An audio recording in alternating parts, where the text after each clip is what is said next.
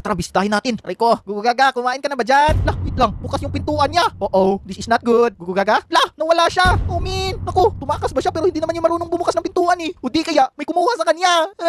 Di ba ari to? Nandito ba siya? Wala naman siya dito eh. Sinong gumawa nun? Sinong kumuha nun? Ay, ibalik niyo na yung alaga ko. Ang cute nun eh. Ba't niyo kinuha? Akin yun eh. Nandito kaya yun? Ay, tao po. Wala naman dito eh. Asan ba kasi yun? Baka kinuha na yun ng nanay niya. Oo, nakakaiyak naman to. Pero baka alam nila Cloyd. Ikaw nun, baka kinidnap na yun. Naku po, iba ko kinidnap nga iso ni. Si baka sila tungtong sakur. Nako, lagot sa akin kung sino may gawa nun. Sige, wait lang ha. Hanapin ko lang ha. Sige Suni, mag-ingat ka. Wait lang, ito may papadala ko sa'yo. Ano naman yan? Ito, dalin mo. Ala, bomba naman yan eh. Bahala ka na dyan. Takbo.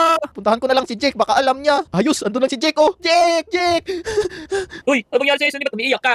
Nawala yung alaga ko. Yung si Gugugaga. Nakita mo ba yun? Saan naman siya napunta, di ba? Lagi mo siya kasama. Kaya nga bigla na lang nawala dun sa bahay niya. Oh no, paano gagawin natin? Matutulungan ba kita? Ang cute pa naman ng alaga mo na yun.